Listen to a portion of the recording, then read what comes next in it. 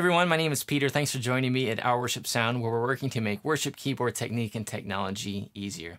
If you're on a worship team, I think you can probably relate in having songs that start out really well and everybody responds really great, but then a few more times using them and it doesn't quite have that same impact.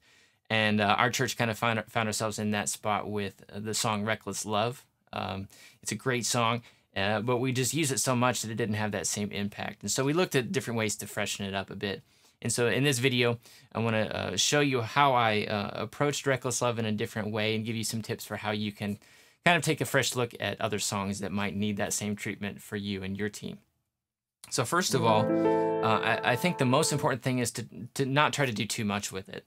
Reckless Love is a very strong song on its own, even though it's very simple. And so when you take a simple chord progression, I'm going to play this in C major. It's out there in a number of different keys. I'm sure you do it in your own key. But we're going to do it in C major to start out with. It just goes 6 chord, 5 chord, 4 chord, 1 chord. So A minor, G, F, and C. It's the most basic chord progression you can have, basically. And so I think it's a real mistake to try to do too much with it. If I were to do something like, oh, the overwhelming, never-ending, reckless love of God, oh, it chases me down, fights till I'm found.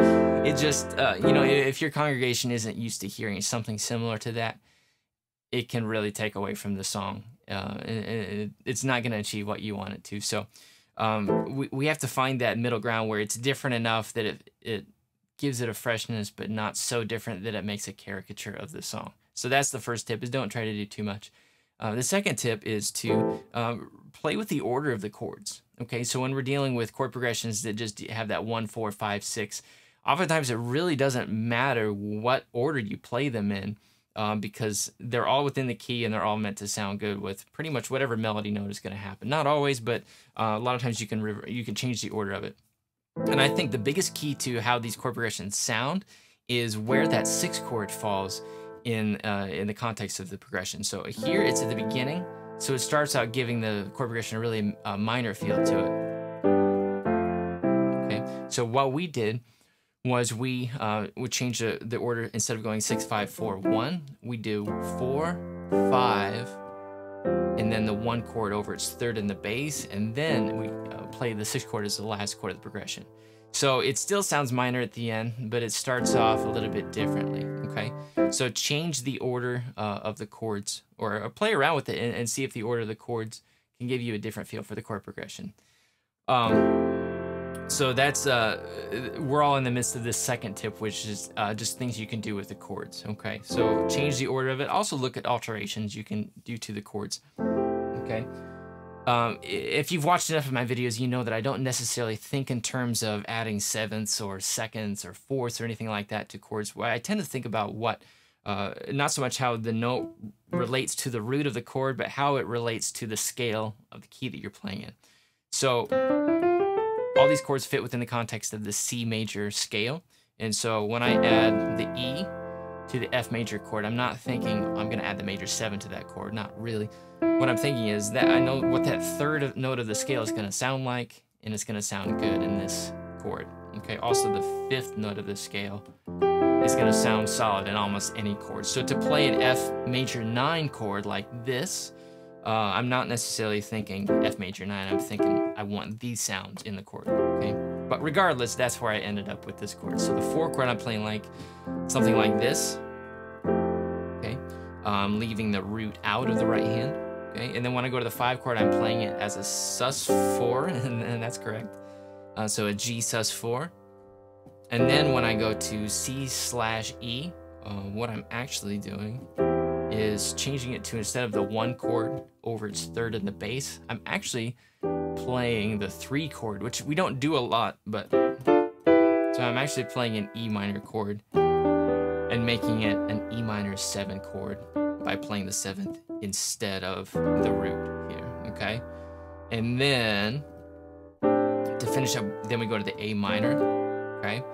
And again, I'm thinking I've got the 5th note of the scale is going to sound good, and it just happens to be the 7th note of the chord, the 7th of the chord. Got the 3rd of the chord, and then instead of playing the E, I substitute the 2nd note of the scale, which I often do. Okay, so to recap this chord progression and the alterations we've made, we go F major 7, G sus4, E minor 7, and then A minor 7, add 4. Okay, so altogether that's gonna sound like oh, the overwhelming, never-ending, reckless love of God. Oh, it chases me down, fights till I'm found, leaves the 99. Okay, which sounds different than the original.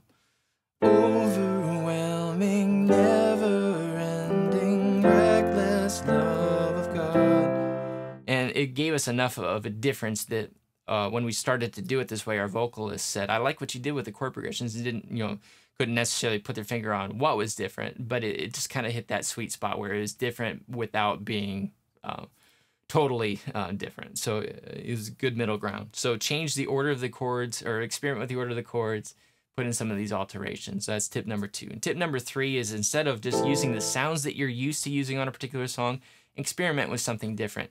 And at the same time as I put this this video out, I'm also going to release a cover version of Reckless Love, so you can hear a little bit of how I approach it now. And so when I do this, I'm going to play it with a Rhodes sound with kind of a special type of delay on it, as well as a pad sound and an arpeggiated synth sound. Okay, and both of the synth sounds have another knob assigned to the filter, so I can sweep it and make it brighter or darker according to the dynamic level of the song. So a lot of times it takes more time to use the sounds that we're not used to. It's easy to just play a piano sound, or to pull up the main stage patch that we've created for a particular song and just use that and plug it in. It's easier and it saves time to do that.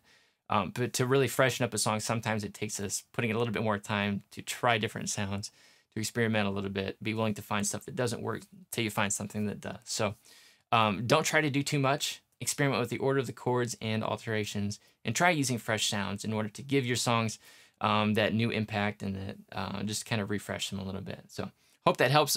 If you want to know a little bit more about how I approach piano, just how everything kind of fits together, I have 3 videos if you haven't seen them yet. They're not on YouTube. I only send them out through email. They're really good. One's on chords, one's on rhythm, one is on expressing yourself through playing melodies in between chords. And there's some of the best videos that I've done. I want to make those available to you. They're free if you go to ourworshipsound.com/keyboard. There's a PDF that I'll send you right away, and then over the next week or so, you'll start to see those videos pop up in your email inbox. So check that out. Again, that's ourworshipsound.com/keyboard. Thanks for watching. Check out the cover version of Reckless Love if you haven't seen that already. All right, we'll see you soon.